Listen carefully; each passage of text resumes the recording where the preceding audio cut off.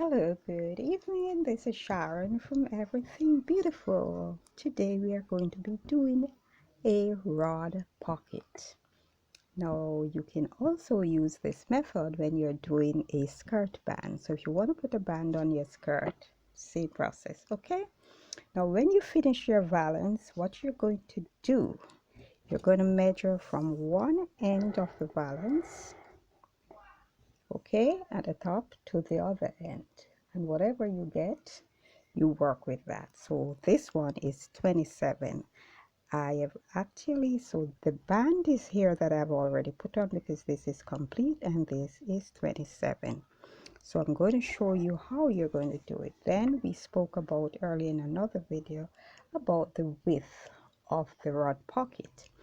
Now, as I said before, it depends on the size of the rod you are using, and some rods are very thick and some valances and drapes are very heavy, so they use bigger rods.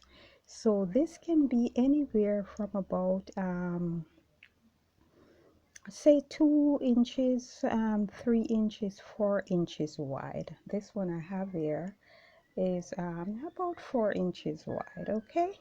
But I've cut one here to do the demonstration, so this is what we're going to be working with, okay? So I'm going to remove this and show you what to do.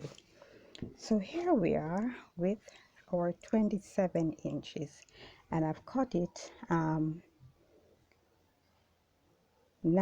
inches wide, and reason for that, you're going to fold it in two, okay? If you notice a crease is there, now this is where the iron comes in and it's your best friend, okay?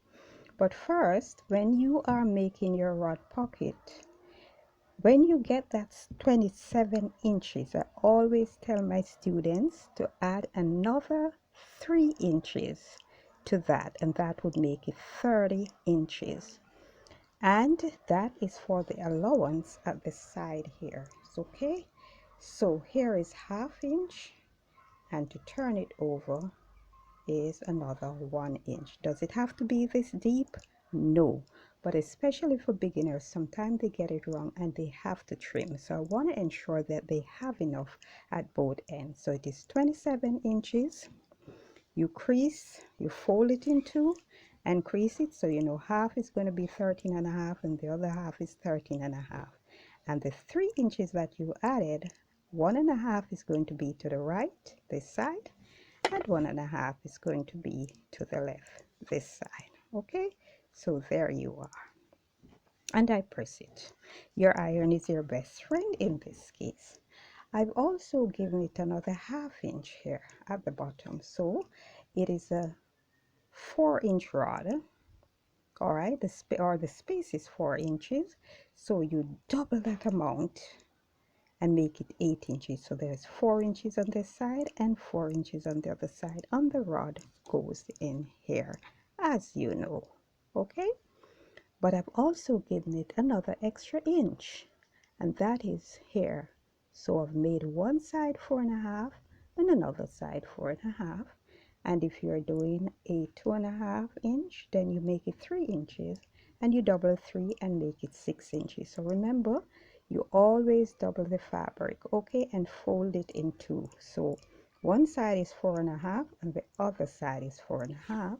And then what I did was to use my iron and to crease here, okay, to get it very neat when I'm ready to stitch it to the top of my valance. Now you can do one thing to this. If you notice, you have an in here, this one is folded, the crease, okay? So when you use this side, okay, where the crease is, let me get to the other end, to stitch onto your curtain. Let me bring this back here, okay? So when you use this side, okay, you're gonna pull it back, all right? A little problem there. So when you use this side, oh, have it wrong end, sorry about that.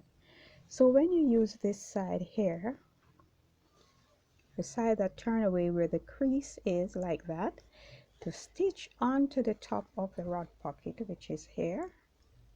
Okay, you have a straight line to follow, so you should have at least ½ inch left here at the top for your stitching allowance, and you're going to place the rod pocket on top of it, and you're going to stitch also in this line. And if once you do that, you get it very straight, then you're going to fold this over. Maybe I should get a pin. So after you have done that, and you stitch right along to the other end, okay, sometimes you might find it pushes out a little, so I would encourage you to baste properly or pin, because sometimes when you're stitching, the force of the machine pushes away the fabric. Also, you can run a gather thread, put the machine on 5, run a gather thread at the top of the rod pocket in that same ½ inch line that you're going to stitch, and just slightly pull it to ease the fabric. Okay, just in case it's when you pin on the rod pocket to it, it's a little longer, just sort of pull the thread a little and ease it. All those little, you know, those little gathers will not show, okay, because it's not going to be a lot. Okay, because if you cut your rod pocket 27 along with your 3 inches allowance, the machine might just push it out a little ½ inch, so that is not going to show. And if one day I'll teach you the easing method. So after you pin this and stitch it along, it's going to be like this, and you see where the crease is, you're going to come back over like this. And so this part that is already creased is so easy now, because you've prepped your work to fold under, pin, and get a neat stitching line. Absolutely no problem. So there it is. Okay, you can also flat stitch this if you so desire to keep it in place. Okay, but I don't like the double thread when it's hanging, so I don't really flat stitch mine.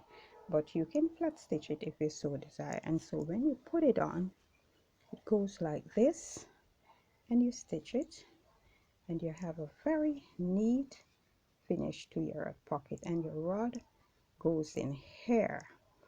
Now this, as I said before in the previous video, that this rod pocket lies flat on the curtain. There are no gathers. But if you're going to have the gathers at the top where the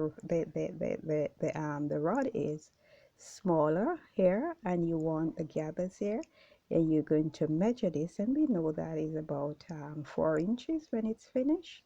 4 on this side and 4 on this side. You're going to mark and stitch a line in the center. Then the rod pocket, the rod goes here, and you have your ruffle here, the head, that which you always see in top of some of those curtains. So this method also applies to your waistband. So if you're trying to put a band on a skirt, this is exactly how you do it. Except to the right side of the band, you're going to give it a little overlap, maybe of about ½ inch or so, where you can put a button or a hook. So the right side, so a zipper is there to the right side, that is on the left here, or sometime at the back, you just extend it by maybe ½ inch to accommodate the hook. And that is how you do a rod pocket. And if you don't understand and you'd like another video on this, then let me know. Thank you for watching, and this is Sharon from Everything Beautiful, and please like, share, and subscribe.